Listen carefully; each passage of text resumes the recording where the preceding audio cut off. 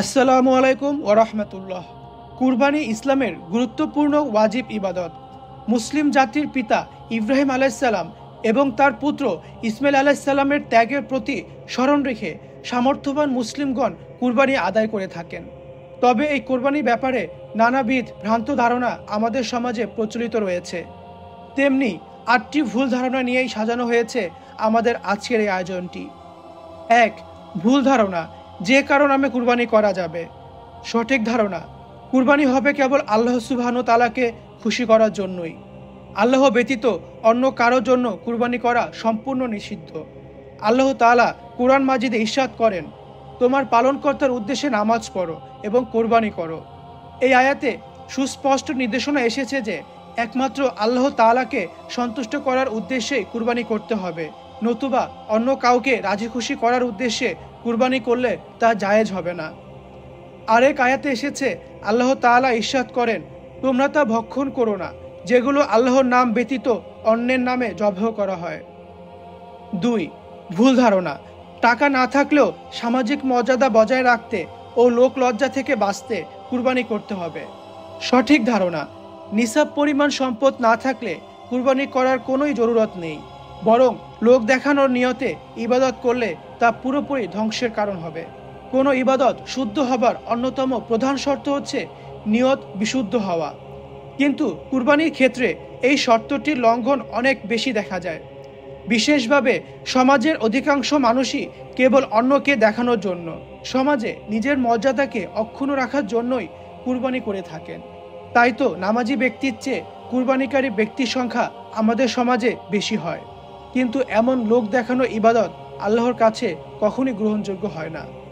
আল্লাহ তাআলা কুরআন মাজিদে ইরশাদ করেন, এগুলোর গোশত ও রক্ত আল্লাহর কাছে পৌঁছায় না, পৌঁছে তোমাদের অন্তরের তাকওয়া। তাই কুরবানি করার আগে নিজের নিয়ত যাচাই করা জরুরি। ৩. ভুল ধারণা, কুরবানির পশু মাদ্রাসা মসজিদের হুজুরদের দিয়েই জবাই করাতে হবে। সঠিক ধারণা, নিজের কুরবানির পশু নিজেই জবাই করা অধিকতর উত্তম। আমাদের সমাজে মাদ্রাসা বা মসজিদের কর্তব্যরত ব্যক্তিবর্গের দ্বারা কুরবানি করানোর ব্যাপক প্রচলন রয়েছে, কিন্তু এই কাজের ফাঁকে একটি গুরুত্বপূর্ণ সুন্নত বাদ পড়ে গেছে। রাসূলুল্লাহ সাল্লাল্লাহু আলাইহি সাল্লাম তার কুরবানির পশু নিজ হাতে জবাই করতেন। তাই উত্তম হচ্ছে নিজের পশু নিজেই জবাই করা। তবে কোনো কারণ থেকে থাকলে কিংবা আলেমদের প্রতি মহব্বতের কারণে তাদের মাধ্যমে জবাই করালে তা দোষণীয় কিছু নয়। হাদিসে এসেছে, হযরত আনাস ইবনে মালিক রাদিয়াল্লাহু তাআলা আনহু বলেন, রাসূল সাল্লাল্লাহু আলাইহি সাল্লাম দুটি সাদা কালো বর্ণের দুম্বা কুরবানি করেছেন এবং বিসমিল্লাহি আল্লাহু আকবার বলেছেন। আর আমি দেখেছি যে তিনি দুম্বা দুটির গর্দানে পা রেখে নিজ হাতে সেগুলো জবাই করেছেন। ৪. ভুল ধারণা, যে কোনো ছুরি দিয়েই পশু জবাই করা যায়। সঠিক ধারণা, পশু জবাই করার জন্য ধারালো ছুরির ব্যবস্থা করতে হবে। নবী সাল্লাল্লাহু আলাইহি সাল্লাম ইরশাদ করেন, আল্লাহ তাআলা সব কিছুর ওপর অনুগ্রহকে অপরিহার্য করেছেন। অতএব যখন তোমরা হত্যা করবে তো উত্তম পদ্ধতিতে হত্যা করো, যখন জবাই করবে তা উত্তম পদ্ধতিতেই জবাই করো এবং প্রত্যেকে তার ছুরিতে শান দিবে, যেন জবাইয়ে প্রাণী বেশি কষ্ট না হয়। ৫. ভুল ধারণা, হাসিল না দিলে কুরবানি আদায় হবে না। সঠিক ধারণা, হাসিল না দিলে বান্দার হক নষ্ট করা হবে, তবে এর সঙ্গে কুরবানি কবুল হওয়া না হওয়ার কোনো সম্পর্ক নেই। আমাদের দেশে অনেকে মনে করেন হাসিল না দিলে কুরবানি আদায় হবে না। বিশেষভাবে কুরবানির হাটগুলোতে এমন এলান প্রায়শই দিতে দেখা যায়, তবে এমন ধারণা সঠিক নয়। হাসিলের টাকাটি মূলত কুরবানি পশুর মাঠে অবস্থানের ভাড়া, যার হকদার হচ্ছে ইজাদারদের কর্তৃপক্ষ। এই হাসিলের টাকা আদায় না করলে তাদের হক নষ্ট করা হবে এবং কিয়ামতের মাঠে এর জন্য জবাবদিহির সম্মুখীন হতে হবে। তবে হাসিল দেয়া না দেওয়ার সঙ্গে কুরবানি কবুল হওয়া বা না হওয়ার কোনো সম্পর্ক নেই। ৬. ভুল ধারণা, কুরবানির সময় দাতাদের সকলের নাম পাঠ করতে হবে। সঠিক ধারণা, কুরবানি হওয়ার জন্য দাতাদের নাম বলার কোনো প্রয়োজনীয়তাই নেই।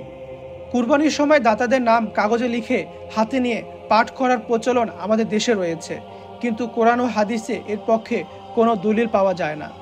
কেননা আল্লাহ তাআলা হচ্ছেন অন্তর্যামী, কে কে কুরবানি করছে তা তিনি খুব ভালোভাবেই জানেন। যদি আল্লাহকে সন্তুষ্ট করার উদ্দেশ্যে কুরবানি দেওয়া হয় তবে এমন কাজ করার কোনো প্রয়োজনীয়তাই নেই। আল্লাহ তাআলা বলেন, নিশ্চয়ই তিনি জানেন প্রকাশ্য ও গোপন বিষয়। 7. ভুল ধারণা। জবাইকারীদের একজন বিসমিল্লাহ পড়লেই হবে। সঠিক ধারণা, জবাইকারী ও তার সহযোগী প্রত্যেককেই বিসমিল্লাহ পড়তে হবে। জবাইকারী এবং তার সাথে সহযোগীরা যদি জবাইয়ের সময় ছুরিতে হাত লাগায় তাহলে প্রত্যেককেই বিসমিল্লাহ বলতে হবে। এদের কেউ যদি ইচ্ছাপূর্বক জবাইয়ের সময় বিসমিল্লাহ না পড়ে তাহলে পশু কুরবানি হবে না। 8. ভুল ধারণা। জবাইয়ের পূর্বে নির্দিষ্ট দোয়া পড়তে হবে। সঠিক ধারণা, জবাইয়ের পূর্বে বিসমিল্লাহি আল্লাহু আকবার ছাড়া পঠিতব্য কোনো দোয়াই নেই। কুরবানির পশু জবাই করবার পূর্বে বিরাট বিরাট দোয়া পড়বার প্রচলনও আমাদের সমাজে দেখা যায়।